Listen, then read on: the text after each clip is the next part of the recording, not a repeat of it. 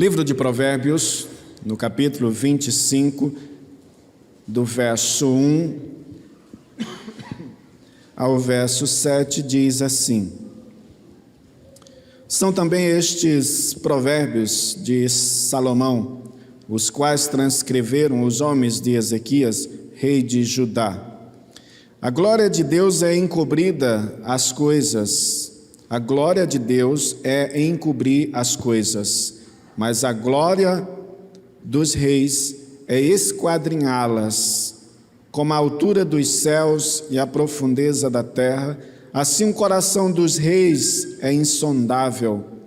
Tira da prata a escória, e sairá vaso para o ourives. Tira o perverso da presença do rei, e o seu trono se firmará na justiça.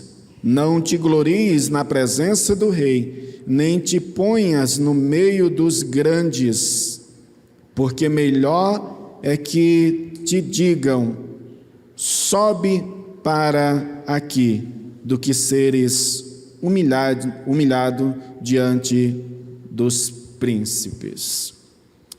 O tema do nosso sermão dessa noite é a vida como uma obra de arte. Meus irmãos, a nossa vida é uma verdadeira obra de arte. A sua vida é uma verdadeira obra de arte. Antes que você pense, não sei não, hein, pastor? Tem uns camaradas que é feio, que é rabugento, que é isso, que é aquilo. Mas acredite, ninguém seria capaz de criar o ser humano com tanta perfeição, com tanta capacidade, com tanta singularidade. Já pensou nisso? O quanto nós temos aspectos singulares. Imagina se todos nós tivéssemos o mesmo penteado, se todos nós homens usássemos barbas. Imagine se todos nós fôssemos calvos. Via de regra, nós já encontramos nisso a consequência do pecado, como muitos dizem, né? Não sei até onde temos teoria para isso, mas alguns são tentados a dizer que isso é consequência do pecado, né? Nosso conceito de beleza, por exemplo, somos tão perfeitos, meus irmãos, somos uma obra de arte tão perfeita, que o nosso conceito de beleza, mesmo sendo distorcido por conta do pecado, nós conseguimos ver beleza uns para com os outros. Já pensou nisso? A vida como uma obra de arte. Mas eu não quero falar dessa coisa estereótica da vida como obra de arte, apenas pelo seu aspecto estereótipo. Eu quero chamar você a pensar na vida como obra de arte, numa perspectiva eterna daquilo que Deus fez e quer fazer e está fazendo em nós, no nosso coração. É isso que eu quero chamar a sua atenção. O texto que nós lemos, meus irmãos, ele diz no verso 4, tira da prata a escória. Na nossa tradução, é exatamente isso. Mas eu quero ler esses dois versículos, 4 e 5, na tradução, na nova tradução, na linguagem de hoje. Purifique a prata e o artista poderá fazer uma obra de arte. Afaste do rei os maus conselheiros, porque o que torna forte um governo é a justiça. Percebe que nessa primeira leitura, nessa tradução, nós temos um olhar mais amplo do que o texto está querendo dizer. Na tradução revista e atualizada está simplesmente tira da prata a escória, o que não desclassifica, o que não menoriza de forma alguma. A escória aqui, que deveria ser escoimado da prata, são quem? Os maus conselheiros do rei. Veja que o verso 5 vai dizer isso. E esse capítulo, meus irmãos, de Provérbios, se deve à sua composição. Quando eu falo composição, eu estou falando, eu não estou diretamente falando da composição, porque a composição é do sábio Salomão. Mas note que o texto, verso 1 diz: são também estes provérbios de Salomão, é dele, os quais transcreveram os homens de Ezequias. Os homens de Ezequias transcreveram estes provérbios. E aqui nós entendemos de que essa questão tem a ver muito, essa composição, esse tirar, esse usar esses provérbios, tem a ver de que Ezequias foi alguém que usou muito aquilo que na literatura hebraica chama-se Hokimah. O Hokimah é a ideia de uma literatura, é a literatura de sabedoria do Antigo Testamento. Ela é tida como Hokimah. Meus irmãos, Ezequias liderou um grande avivamento no seu tempo. E para isso Ezequias usou justamente a literatura de sabedoria, o Hokimah. Ele entendia de que isso era fundamental para que coisas fossem mudadas, para que pensamentos fossem transformados. E o que nós nos encontramos justamente com essa ideia. É bom pensarmos em avivamento, meus irmãos, e é muito triste que muitos pensam em avivamento como um movimento que mexe com as emoções. O que se pensa em avivamento geralmente no tempo de hoje? Alguém num culto, por favor, não me interprete mal, pulando, chorando, de alegria, uma alegria extravasada. Não. Avivamento não tem a ver com isso. Avivamento, meus irmãos, não mexe, pode até mexer, mas avivamento não tem como a priori transformar as minhas emoções. Avivamento vai mexer na questão ética, nas estruturas éticas, nas estruturas morais.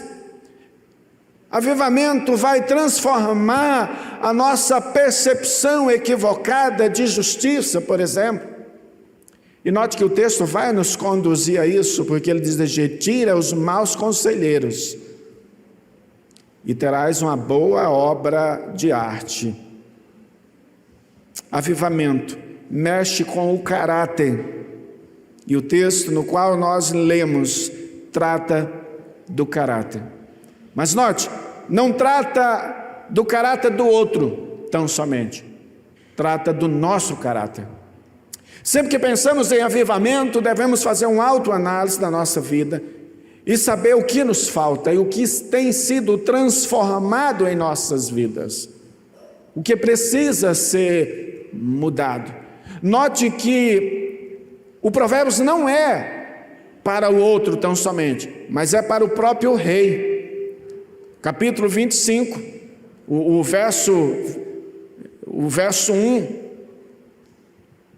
a ideia é de que como rei deve ser tratado e de como ele deve proceder. Por isso esta relação de transformação, de mudança relacional, mudança moral, transformação de caráter, trazendo a verdade encarnada, fazendo com que as pessoas pensem em suas atitudes. Este Provérbios nos dá, meus irmãos, um olhar justamente para aquilo que nós vivemos nos nossos dias e toda a história da igreja.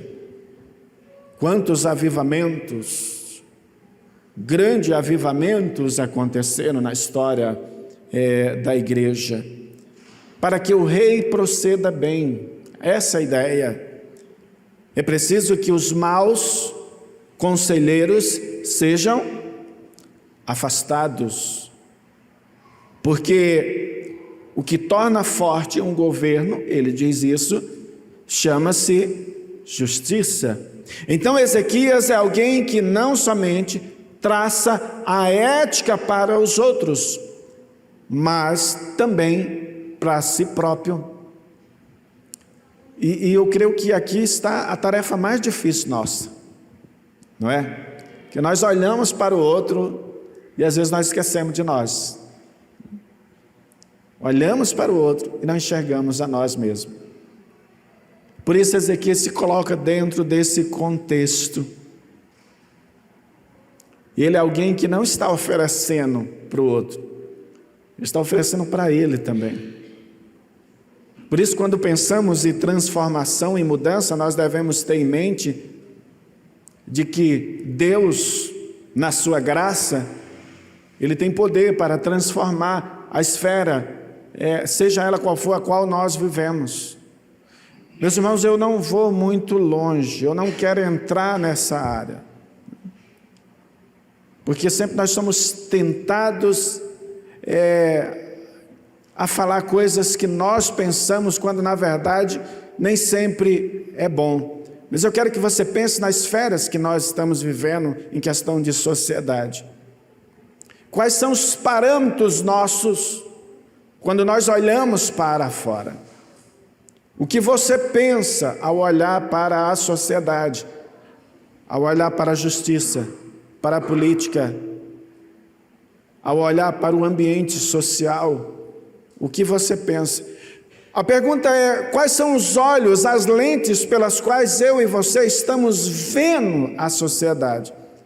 Será que essas lentes, elas são nos capazes de oferecer um olhar fiel, correto? Ou nós estamos movidos pelas nossas emoções, pelos nossos ídolos, por tudo aquilo que pensamos sobre a realidade, os nossos interesses, e nós esquecemos de que tem algo muito além do que aquilo que nós vemos, mas que para enxergarmos tudo isso, devemos olhar à luz das Escrituras. Meus irmãos, é certo, em certo sentido, assim é a nossa vida. Nós, por opção ou não, nós nos cercamos de pessoas, sejam elas boas ou ruins, nós estamos sempre sendo influenciados. E é muito interessante pensar nessa questão da influência, porque eu quero que pense numa faixa etária de idade propriamente dito, exclusivamente dos jovens, dos adolescentes, os adolescentes em especial que estão ainda na formação do seu entendimento, né, daquilo que está vendo na sociedade. Esse texto eu poderia dizer que se aplica muito como que uma atenção para você que tem amigos lá na faculdade, para você que tem amigos lá na escola, para você que tem amigo lá na empresa. Mas olhemos, meus irmãos, num contexto de aplicação desse texto, olhando para o adolescente, por exemplo. Eu quero que você pense nisso. Nós vivemos em um tempo, e eu creio que isso não é de hoje, que muitos adolescentes, eles preferem pagar um preço alto em determinadas situações para não ter que pagar micos. Já viu gente assim? Porque o amigo vai o ridicularizar. Por isso essa verdade bíblica precisa estar bem enraizada em nosso coração. E se nós não tomarmos cuidado, nós vamos estar cercado, como o próprio sábio ele vai dizer. Se ele está dizendo para afastar, é porque esses traz perigos, traz danos aos nossos relacionamentos. Então é preciso que tomemos cuidado. Mas veja bem, quando nós pensamos aqui propriamente nessa questão relacional, eu não quero trabalhar diretamente isso, mas isso não é típico tão somente do adolescente, do jovem que está neste mundo, que está em constante mudança e oferecendo diversas situações. Mas nós mesmos, essas escórias que precisa ser esqueimada quanto aos nossos relacionamentos, não é somente a influência de fora, não é somente os amigos, aqueles que estão nos dando algo, aqueles que estão nos colocando em situações às vezes até difíceis, onde temos que tomar decisões. Eu lembro, por exemplo, me permita dizer isso, a primeira vez que eu fumei. Eu nunca gostei de cigarro, mas ainda quando pequeno mesmo, 10 anos, imagina, eu vi os meus vizinhos fumar aquele cigarro fumo, sabe, aquele fumo forte, que dizem, né, que é menos maléfico do que menos mal, faz menos mal do que o cigarro químico de hoje. Bom, independente disso, eu lembro da experiência de que a primeira vez que eu fumei foi por influência. Eu precisava fazer uma caminhada de um determinado lugar para outro, morando na cidade, em uma cidade pequena, onde existia muitas histórias de fantasma. Eu disse desse jeito: olha, todo mundo está fumando, para não ver os fantasmas, passava numa encruzilhada, coisa boba, ainda pequeno, né? Falei, de jeito, esse negócio aí deve me oferecer uma certa coragem, eu não esqueço disso. Então foi a primeira vez, e a única, porque depois eu não tive algumas experiências, mas isso, graças a Deus, passou rápido.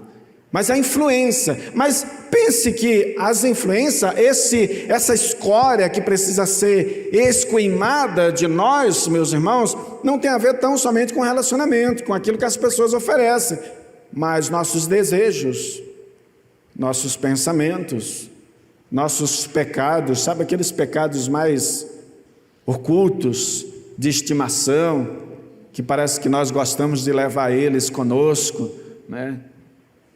São esses também, que precisa ser esqueimado. O medo de desaprovação às vezes nos faz covardes mediante um mundo caído. Medo de desaprovação na empresa. A escória está lá e nós, para não sermos desaprovados. Percebe que o texto nos coloca diante de uma situação, e eu quero que você faça essa leitura, de que quando ele diz desse jeito, afasta os maus conselheiros do rei, isso não era uma tarefa fácil não, meus irmãos. Imagina chegar para um conselheiro, o conselheiro tinha um papel importante, não dá mais, cara, não dá mais para você ficar aqui, não dá mais para você participar disso, e apenas contextualizando, meus irmãos, nós estamos diante de uma situação de aconselhamento, de relacionamentos que precisam ser consertados, nós estamos diante de situações que precisam ser tratado. Trazendo isso para o nosso contexto, é a igreja. É quando o pastor chega para o irmão, que às vezes até está numa posição de liderança, e o pastor diz, meu irmão, não está bom não. Precisa ser tratado. Não, pastor, não, precisa ser tratado. Você está pensando que isso é uma tarefa fácil? É a esposa, o esposo que chega para o marido, a esposa que chega para o marido chega para a esposa, está errado. Mas às vezes, meus irmãos, nós vamos protelando. O que precisa ser esqueimado, a gente deixa de lado. Aí vai protelando, e aquilo vai engrossando. É a sujeira que começa a engrossar. Nós preferimos nos calar, porque nós não queremos ser desconforto para o outro. E o grande desafio aqui é: afasta de ti, do rei, os maus conselheiros. Os maus conselheiros deveriam ser afastados. O que precisa ser afastado da sua vida? O que precisa ser esqueimado da minha vida, da sua vida? O que precisa ser deixado de lado, para que esta vida, essa obra de arte, esta vida como uma obra de arte, seja revelada, seja vista, seja proclamada, o que precisa ser esqueimado da minha e da sua vida. Pois nós precisamos atentar de que nós não somos perfeitos. E nós temos que estar sempre diante desta pergunta e buscando uma resposta, buscando atitudes que correspondam justamente àquilo que o artesão deseja de nós. Já disse a palavra do Senhor em 1 Coríntios capítulo 15, 33 e 34. Não vos enganeis, as más conversações corrompem os bons costumes. Eu tenho dificuldade de entender alguns meus irmãos cristãos nesse tempo pós-moderno. Eu gosto de ser muito direto, eu creio que todos vocês já me conhecem a esse respeito. Eu tenho dificuldade de entender cristãos nesse tempo pós-moderno que posta foto no Facebook, no seu perfil lá, seja onde for, em um barzinho, compartilhando com os amigos, e lá aquela bebida que a maioria das pessoas gosta. No que isso contribui para a sua vida, como obra de arte de Deus. No que isso contribui para a vida do outro, da igreja da qual você pertence. Meus irmãos, eu me converti num contexto extremamente legalista, de que tudo era pecado. Eu me lembro uma vez, depois da minha conversão, todos sabem aqui que eu tenho irmãos gêmeos, o meu irmão estava jogando bola, e aquele pastor, que era o meu pastor, que eu tive a experiência de conversão, ele não sabia que eu tinha irmãos gêmeos. E quando ele estava passando no campo de futebol, que ele viu o meu irmão lá jogando bola, ele entrou no meio do campo igual um louco. Não estou dizendo para você, apenas citando algo, não estou dizendo para você que é proibido jogar bola, mas é o tempo o qual eu vivi. Ele entrou igual um louco, parou o jogo e disse: o que você está fazendo aí, rapaz? Você estava na igreja ontem, você é crente, você não pode jogar bola. É outro contexto. Se pelo um lado, meus irmãos, nós tínhamos lá atrás um conceito legalista, algo fechado, hoje nós temos algo muito aberto. Então as pessoas, elas parecem não estar preocupadas muito com aquilo que possa afetar a sua relação. Tudo parece muito puro, muito verdadeiro. E esta é a nossa preocupação. Os conselheiros do rei deveriam ser esquilmados, deveriam ser deixados de lado, porque eles não estavam influenciando, eles não estavam trazendo, meus irmãos, benefícios para o relacionamento real, para o povo.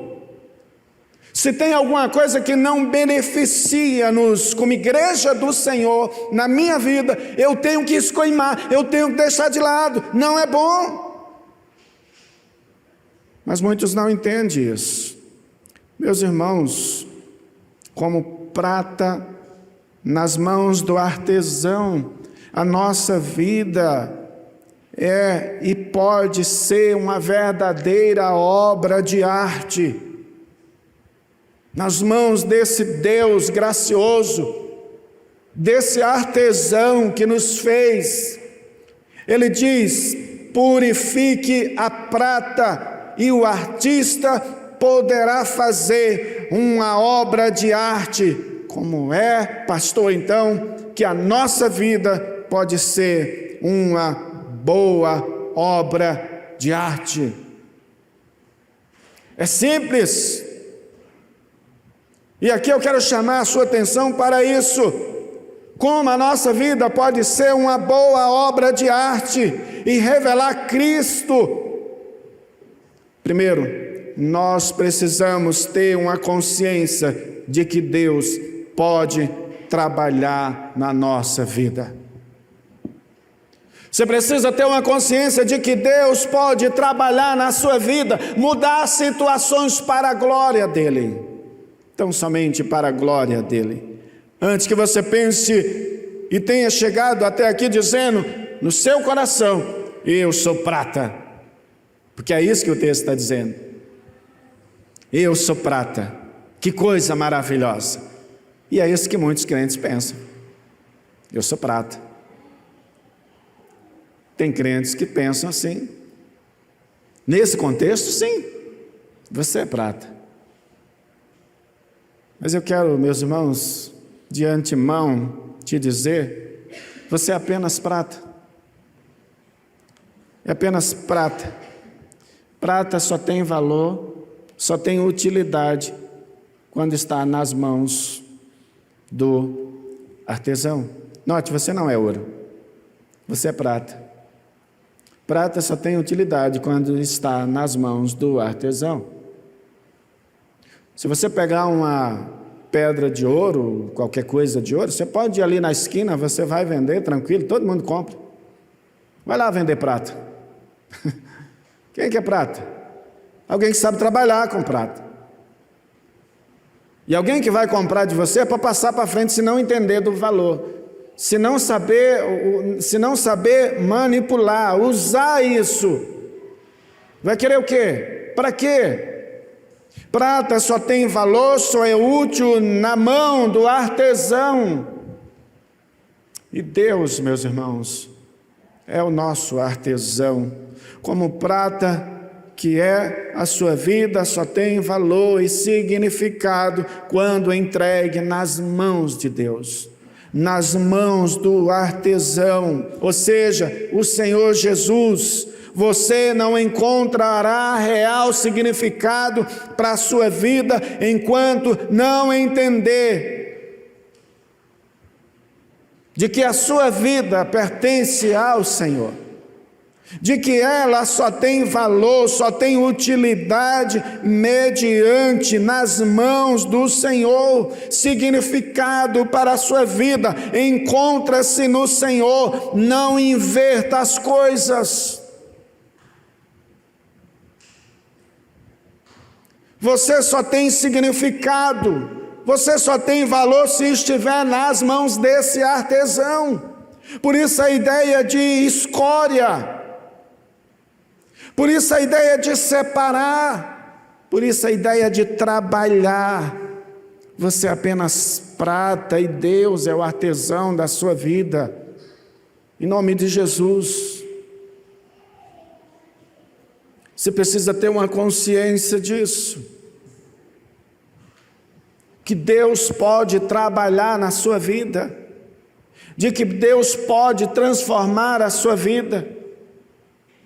E de que você pode sim ser uma verdadeira e genuína obra de arte nas mãos do Senhor.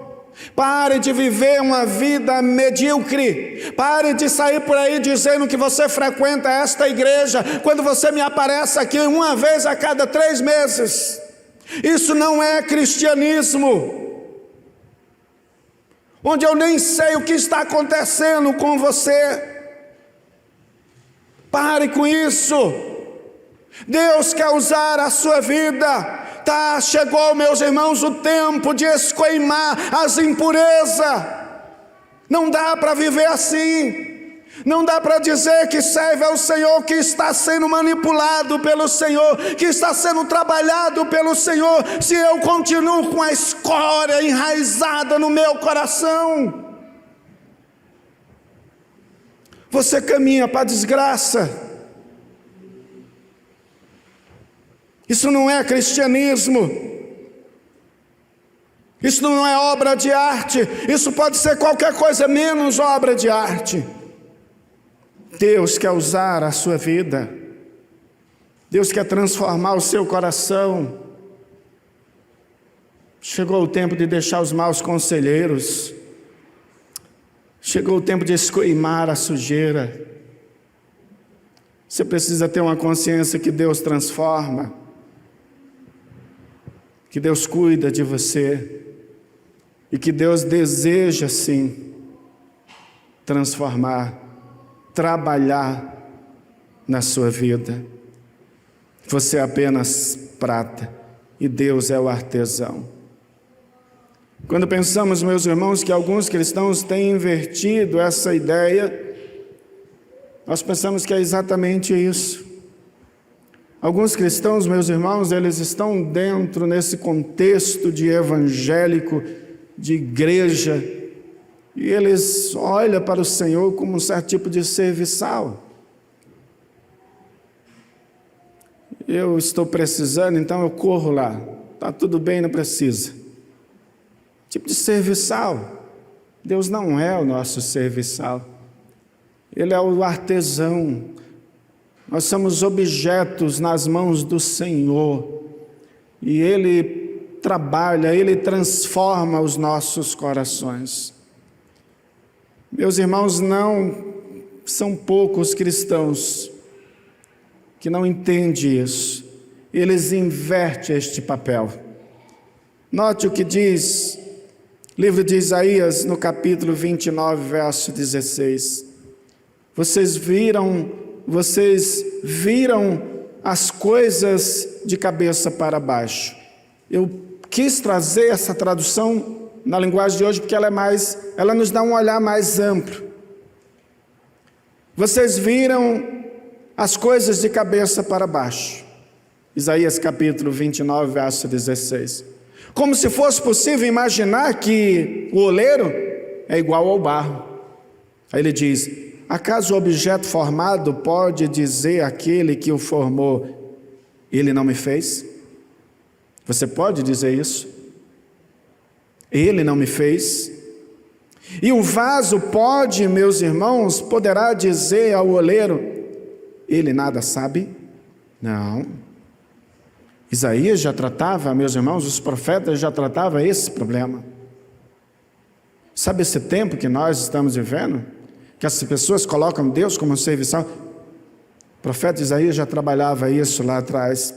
E esse parece ser um problema recorrente, meus irmãos, da nossa natureza caída. O barro, o objeto, dizer ao artesão de como ele quer ser. Qual o seu valor? Qual o seu valor? Não é à toa que nós nos encontramos, meus irmãos, diante de um falso evangelho. Vez ou outra nós encontramos pessoas superestimando o valor humano e colocando num patamar tão alto que o Senhor o fez, o Senhor o provou, o Senhor o trabalhou, mas esses insistem em dizer que é alguma coisa. E que pode sim ter uma vida emancipada. Nós vivemos em um tempo de que para alguns Cristo tem sido, meus irmãos, o devedor dos homens. Para alguns Cristo é devedor dos homens. Esse tem sido um evangelho que tem sido pregado por aí. Venha para cá, faça isso. E às vezes nós nos deparamos com alguns cristãos que eles ficam fazendo uma análise da sua vida equivocada. Eles dizem, olha, eu estou na igreja, eu dou dízimo, eu faço isso, eu faço aquilo. Lembro de uma certa situação de que alguém corajosamente disse desse jeito, se eu ir embora desta igreja, duvido que ela continue, porque ele contava com aquilo que ele contribuía. Bobagem. É prata que não tem sido usada, prata que não tem tido utilidade, é obra de arte que em nada apresenta Cristo. Eu sou a prata, eu sirvo ao Senhor, você é a prata, você serve ao Senhor, mas esse servir tem a ver com transformação. Precisamos ter uma consciência de que Deus tem o poder de nos transformar dia após dia. Deus não é o nosso serviçal. A prata não tem valor e muito menos tem significado sem que antes esteja ela nas mãos do artesão. Não tem valor, não tem significado.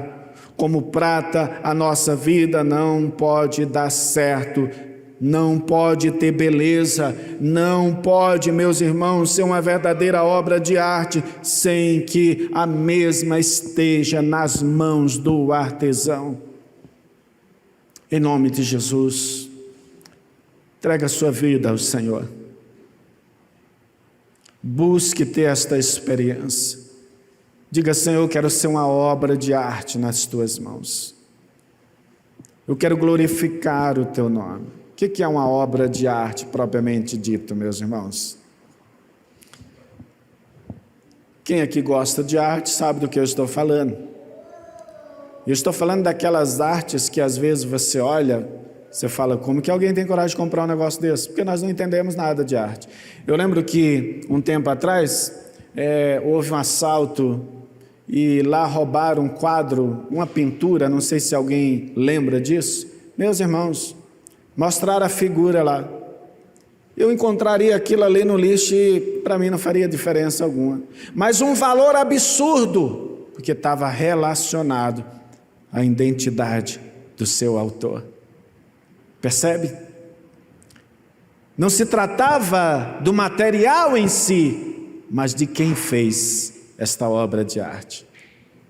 Se eu fizer com toda a perfeição, não vai ser a mesma coisa.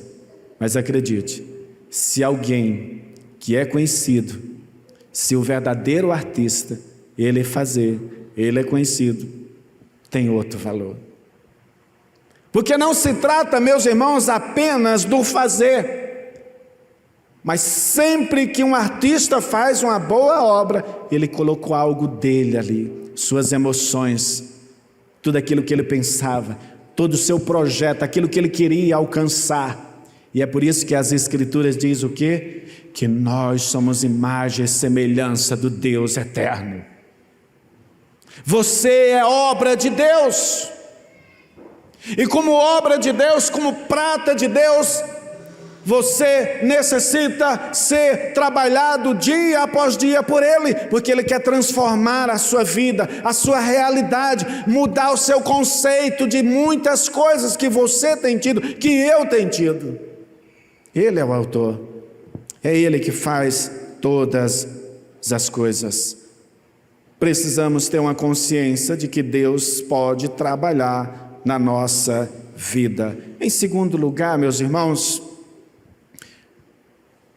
é preciso que nós também sejamos alguém que tenhamos uma consciência de que Deus, o nosso artesão, não usa material impuro. Deus não usa material impuro.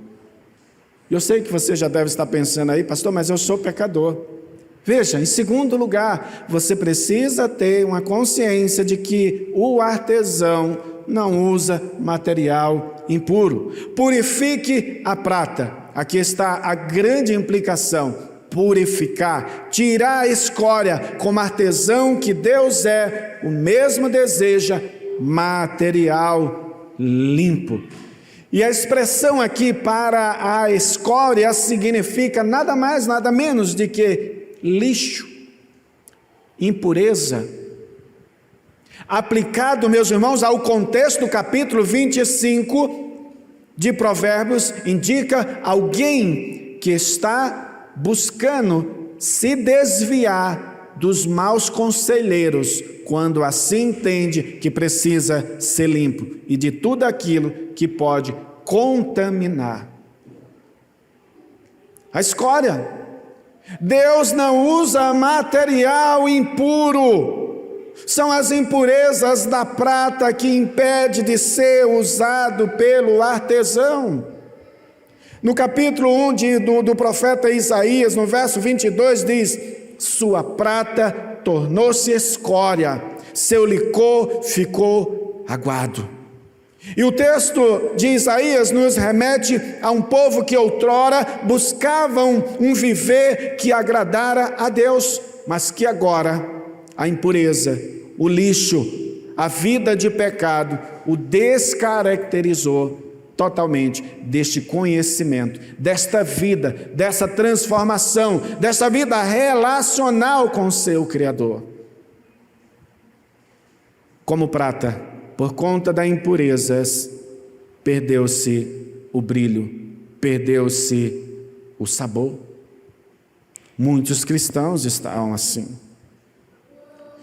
No seu nascedouro da sua fé, meus irmãos, eram pessoas que oravam, eram pessoas que se santificavam, eram as pessoas comprometidas com a palavra, eram as pessoas, meus irmãos, que carregavam um rito sobre si e aplicavam isso em suas vidas.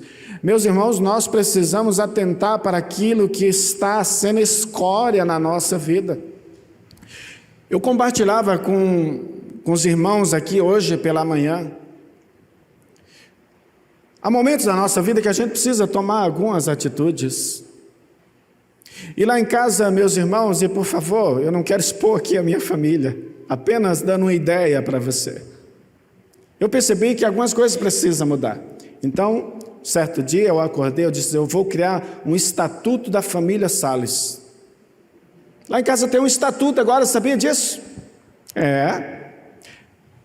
Direitos e deveres. Quais são os direitos?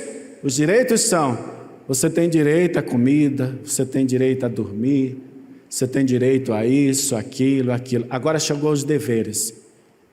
Isso está meio incomum, isso soa mal na nossa geração, né? Isso soa mal naquilo que nós estamos vendo hoje, né? Isso soa mal para aquele estatuto ECA, né? Onde ninguém tem responsabilidade, onde ninguém tem comprometimento. Isso soa mal para uma sociedade, meus irmãos, que está caminhando para a desgraça. Mas você não é esta sociedade. Você é servo do Senhor. Você é pai crente, você é mãe crente, você é filho crente. E você precisa entender que essa escória precisa ser eliminada, precisa ser escoimada, para que vá tudo bem no teu lar. Caso contrário, você vai caminhar para o fracasso. E lá no Estatuto da Família Salles tem lá deveres, direitos e deveres. E eu ainda fui generoso. Vocês querem acrescentar alguma coisa aí, gente? Não, certo, vamos pensar sobre. Meus irmãos, isso é muito sério. Sobre todo esse estatuto, sobre esses direitos e deveres, todos nós temos o dever, cada um, de segunda a sexta, ficar responsável pela devocional. Vai ler o texto. A gente vai sentar, vai ter uma devocional. Compartilhando responsabilidade. Precisamos viver assim. Não dá para fecharmos os olhos, meus irmãos, até mesmo porque o texto vai dizer que para que o governo seja justo, para que o governo funcione bem, nós devemos eliminar os maus conselheiros. E às vezes, meus irmãos, você diz, pastor, você pode pensar, eu não sou um mau conselheiro, mas também você está omisso. Então tudo bem, deixa como que está. Não vamos desagradar, né? Ninguém. Não é isso que Deus quer de mim e de você. Nós somos os servos do Senhor.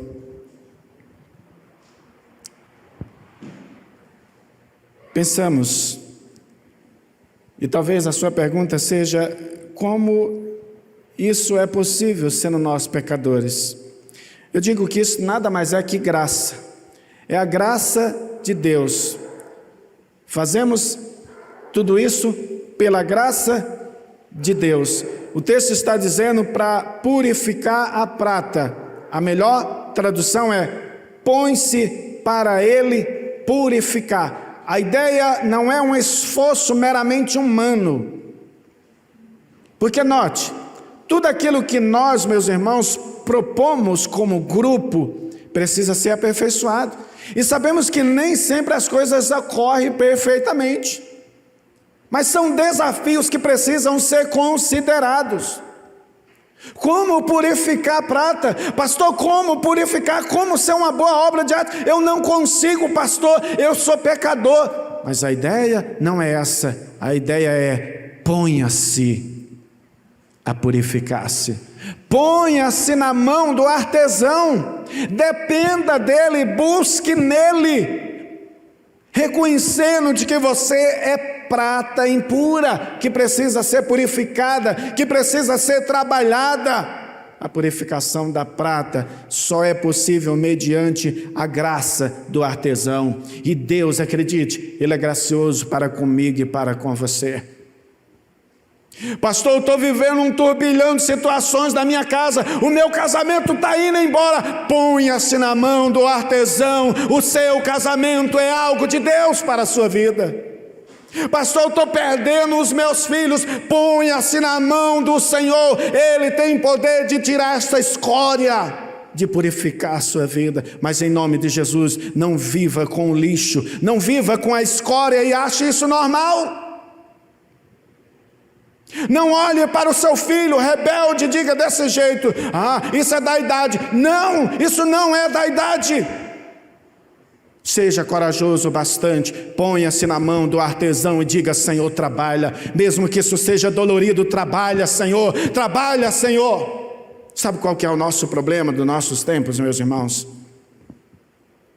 Antes, os pais não tinham medo de perder seus filhos, e eles diziam desse jeito: vira homem não age de conformidade com as regras não. Quando o filho ia pegando maioridade, meu amigo, está na hora de casar, está na hora de trabalhar. Meus irmãos, quantos aqui não teve a experiência de ir trabalhar ainda novo? Eu não estou aqui fazendo uma apologia de que teu filho deva trabalhar. Não estou dizendo que você deve levar seu filho a certas situações, não se trata disso. Mas naquela época, os pais não tinham medo de perder os filhos. Hoje nós temos medo de perder nossos filhos. E nós dizemos de jeito: não, fica tranquilo, papai assume. Vez ou outra nós encontramos homens corajosos. E outro dia estava assistindo um vídeo em que o pai chegou para o filho depois de saber que o filho estava assaltando. E aquele pai chorava e dizia desse jeito: filho, eu dei de tudo para você porque você fez isso. Como muitos pais capazes de levar seus filhos e entregar para a polícia pelos seus erros. Meus irmãos, a escória, o lixo precisa ser tirado. Não dá para continuar. Tudo aquilo que traz desconforto ao seu relacionamento, à sua vida pessoal, ao seu relacionamento com Deus.